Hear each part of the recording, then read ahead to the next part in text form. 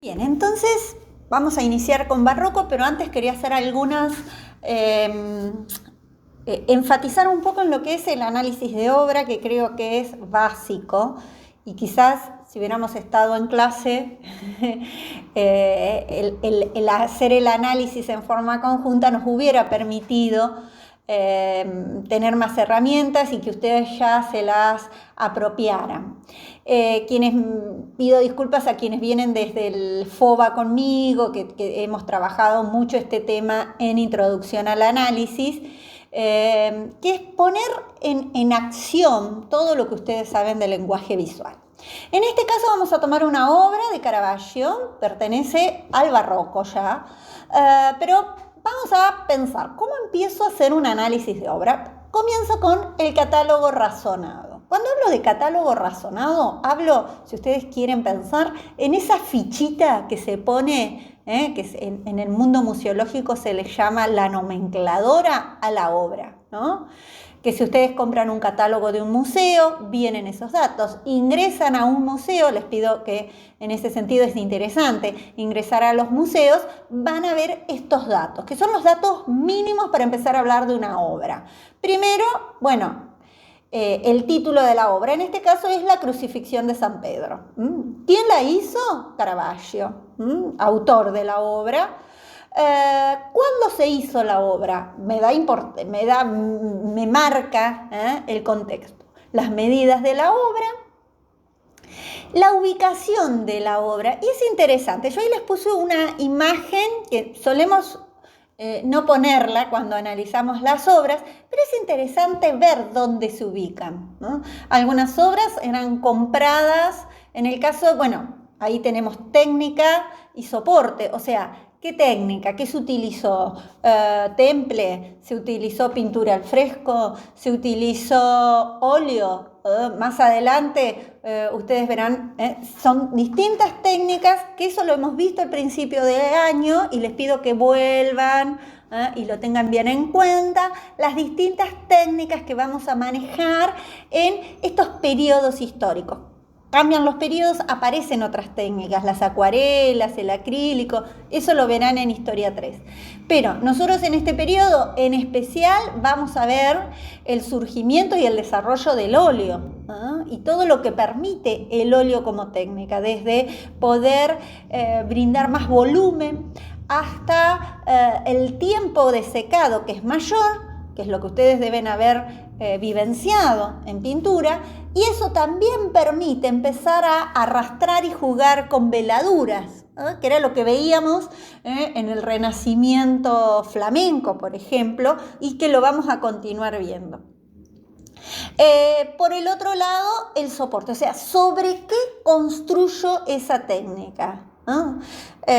Y ustedes me dicen, bueno, obviamente que el fresco sobre pared, sobre el muro. ¿Y eso qué me habla? De que no lo voy a poder trasladar. Entonces voy a ver la obra hoy en el mismo lugar en donde la había visto con anterioridad. El otro eje, el tema de si es un óleo sobre lienzo. La calidad del lienzo también me habla del nivel de conservación de la obra, pero también me permite que yo la vaya trasladando a la obra. Si bien estas obras de gran formato se fueron encargadas y se colocaron en donde están actualmente, que es en este caso en una capilla que se encuentra en la iglesia de Santa María del Popolo en Roma, ¿no? Hay otras obras que veíamos cuando hablábamos del Greco, por ejemplo, que eran encargadas y compradas para estar en un palacio, u obras que la encarga un rey o un aristócrata que después a su vez la vende a otro. Las obras del Greco, cómo llegaron, las obras del Bosco que veíamos también anteriormente, cómo llegaron al al Museo del Prado, ¿no? Porque fueron compradas, porque fueron adquiridas y porque fueron también parte de eso. Otro eje es el de género y estilo, que también les dejé un pequeño video, y eso, ¿qué género corresponde? nosotros dijimos que ahora va a aparecer un nuevo género, y ya se los estoy anticipando en el barroco, que es el género de la naturaleza muerta. Y otro género que se va también a empezar a trabajar es el del paisaje. Pero hasta acá veníamos con géneros que eran mitológicos, retrato, religioso, ¿no? Veníamos, en este caso es género religioso. Estilo, el estilo sí o sí va a ser, no existe el estilo figurativo, estilo tiene que ver con estas convenciones que hemos hecho a lo largo de la historia del arte, y puede ser renacimiento, barroco, manierismo, ¿no? Románico, gótico, si nos vamos más atrás. ¿Está claro? Catálogo razonable. Seguimos. Bien, entonces comenzamos con el análisis formal. No es que me volví loca, pero para ver el primer eje que pensamos y que empezamos a organizar y a pensar para ver, porque si uno podría pensar en las características formales y sabiendo qué características formales predominan en cada uno de los periodos, no tiene que estudiar nada de memoria, sino saber leer, que es lo que yo siempre sostengo. Por eso es tan importante que ustedes puedan leer las imágenes. ¿Qué es la estructura compositiva? ¿No? Es decir, nosotros tenemos un campo visual, sobre el cual se van a desarrollar distintas fuerzas del cuadro, ¿no? El cuadro tiene un marco de encierro, y hay elementos que se perciben dentro del cuadro, que se perciben pero no se ven, y a eso le vamos a llamar fuerzas, tensiones. ¿Qué es lo primero que hago cuando me encuentro con una obra para pensar en esta estructura compositiva? El mapa estructural de la imagen.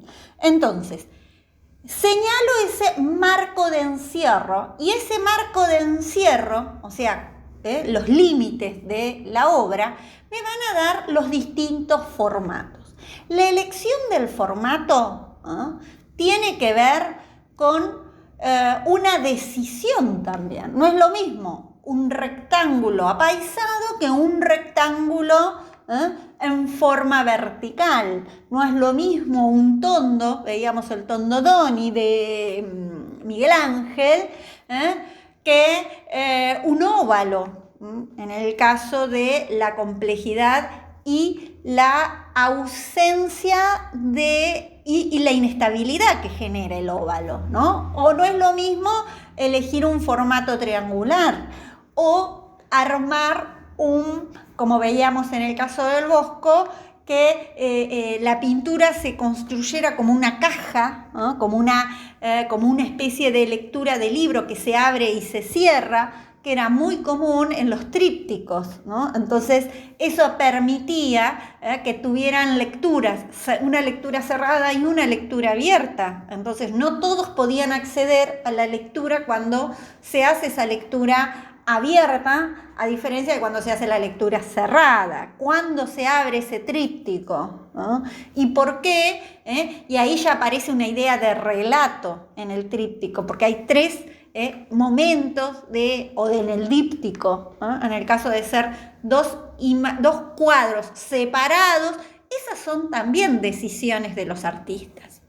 Bien, una vez que yo ya sé el formato, ese marco de encierro, lo primero que hago es marcar las medias, las verticales, las diagonales, verticales y horizontales, y las diagonales. Eso es casi como algo que hago cuasi instintivamente, ¿no? Es decir, si lo más importante, y acá tenemos dos imágenes, fíjense, ¿qué pasa en la imagen de Leonardo? Lo más importante, si uno tuviera que decir, fíjense, sucede en el centro. Es decir, ahí está Santa Ana, la Virgen y el Niño, que si yo los leo, se ubican en el margen superior, más bien, y en el centro. Si yo trabajo el centro, doy más estabilidad. Lo que está cerca del centro se capta, queda a ser cooptado por ese centro. Da una sensación de mayor, de algo más estático. Y se definen los distintos cuadrantes. O sea, se suele soportar más peso compositivo y comienza la lectura, generalmente desde el centro. Pero ¿qué hizo Leonardo para darle más movimiento? Construye esta estructura compositiva triangular. Entonces, la composición, hasta acá teníamos el mapa estructural, que es parte de esta estructura compositiva. Ya había hecho el marco de encierro y el mapa estructural.